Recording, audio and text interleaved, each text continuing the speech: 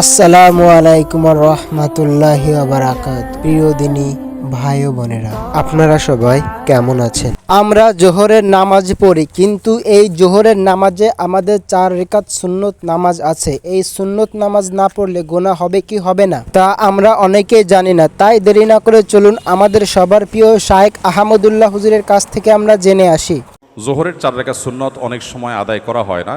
এতে করে কি আমি গুনাহগার হব? আমি শারীরিকভাবে অসুস্থ না, কিন্তু বেশি ক্লান্ত। এক্সাম থাকলে শরীর দুর্বল হয়ে যায়, তাই আমি বসে নামাজ আদায় করে থাকি এবং জোহরের 4 রাকাত সুন্নত বাদ দেই।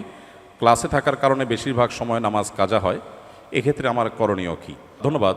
প্রথম কথা হলো যে ইমানদারের কাছে নামাজের চাইতে ইম্পর্টেন্ট কোনো বিষয় নেই। অতএব পড়াশোনার অজুহাতে কিংবা এক্সামের অজুহাতে কোনো অজুহাতেই নামাজকে পেছাবার বা নামাজকে বাদ দেওয়ার কোনো সুযোগ নেই।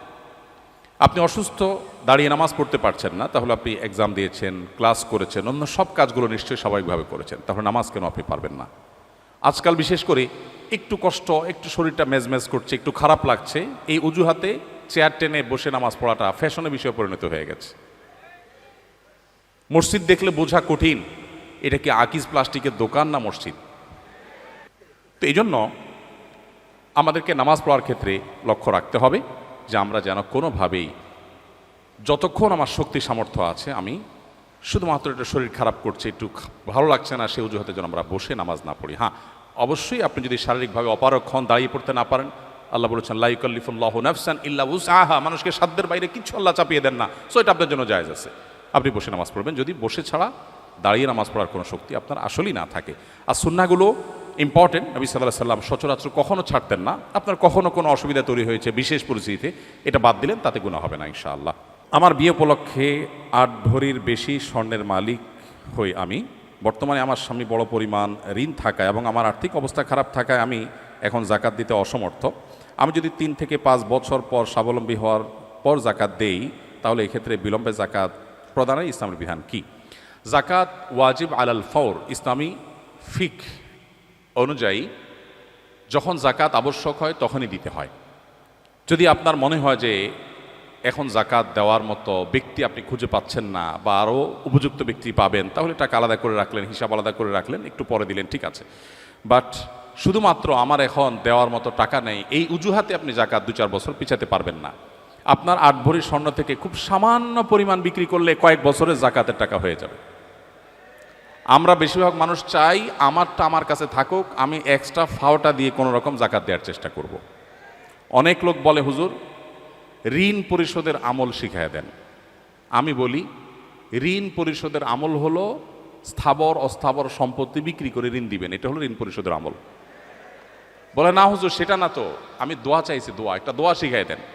তাই আমি বলছি আমি বুঝছি, আপনি চাচ্ছেন আমি এমন কোনো দোয়া শিখাই দিই যেই দোয়া পড়লে আসমান থেকে ধূপ করে একটা বস্তায় টাকা পড়ে যাবে, আপনি ঋণ দিয়ে দিবেন, আপনার স্থাবর অস্থাবর সম্পত্তিতে হাত দেওয়া লাগবে না।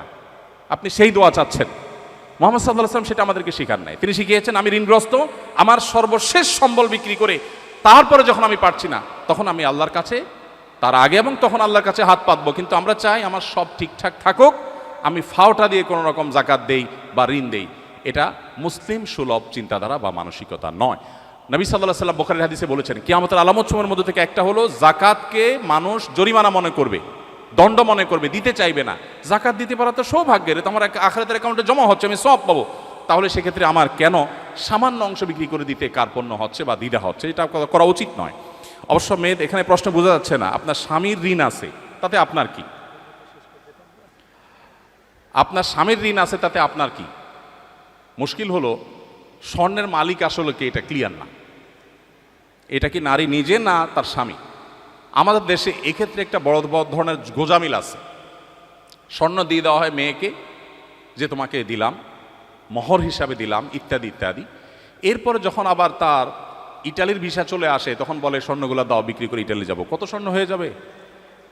স্বর্ণের মালিক যদি তিনি হন তাহলে আপনি কিভাবে চান? আপনি একটা দরখাস্ত লিখতে পারেন, বরাবর মাননীয় স্ত্রী বিষয় ঋণ মঞ্জুরের আবেদন, জনাবা যথাবিহিত সম্মান প্রদর্শন পূর্বক নিবেদন এই যে আমি অধম, ঋণগ্রস্ত, গরিব,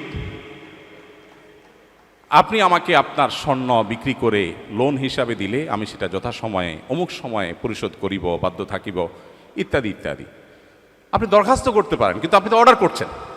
তো আসলে স্বর্ণ কি আপনি তাকে দিয়ে দিয়েছেন? যদি দিয়ে থাকেন, যাকাত তাকেই দিতে হবে, কিন্তু আপনি দিচ্ছেন, আবার মন মতো আপনি নিচ্ছেন। আর দেওয়ার পরে তিনি যদি এটা তার মন মতো মানুষকে দিয়ে দেয়, তাহলে আপনি তাকে প্রশ্নের মুখোমুখি করছেন। তার মানে বিষয়টা ক্লিয়ার না, এটা ক্লিয়ার করা উচিত। আমাদের ডিপার্টমেন্ট থেকে প্রতি বছর ফিল্ড ওয়ার্কে যাওয়া হয় বাংলাদেশের বিভিন্ন জায়গায়। এটা একটা কোর্সের অংশ, যাওয়া বাধ্যতামূলক। এক্ষেত্রে মেয়েদের জন্য করণীয় কি? শরিয়ার বিধান তো আমরা সবাই জানি। নবী সাল্লাল্লাহু আলাইহি ওয়াসাল্লাম বলেছেন, লা তুসাফিরুল মারআতু ইল্লা মা আদি মাহরামিন, নারীরা মাহরাম ছাড়া সফর করবে না, ট্রাভেল করবে না। ট্রাভেল করে গিয়ে তিনি যেখানে থাকবেন সেখানে থাকতে পারেন। আপনি হলে এসেছেন, আপনার বাবা ভাই দিয়ে গেছেন, এরপর আপনি হলে মেয়েদের হলে থাকছেন পর্দাপ্রসিদার মধ্যে, আপনার প্রাইভেসি মেনটেন করে, আপনার আত্মসম্মান বজায় রেখে। শরিয়া সেটা নিষেধ করে না, কিন্তু সফরের যে সময়টা, এই সময়টাতে মাহরাম থাকাটাকে আবশ্যক করে।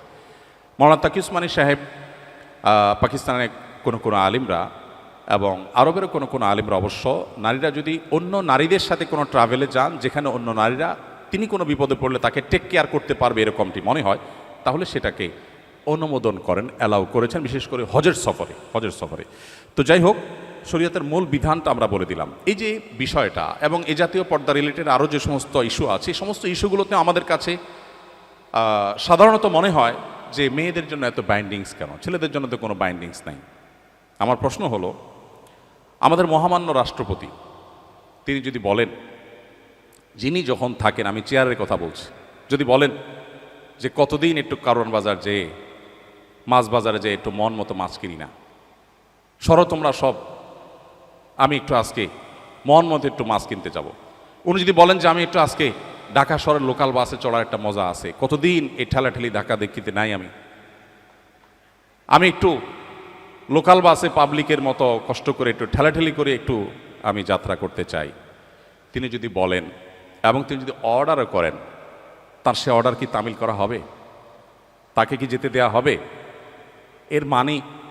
এর মানে তিনি আমাদের চাইতে কম সুবিধা ভোগ করছেন, বন্দি জীবন যাপন করছেন, তাকে কোণঠাসা করে রাখা হয়েছে, তার প্রতি জুলুম করা হয়েছে। ব্যাপারটা কি তাই?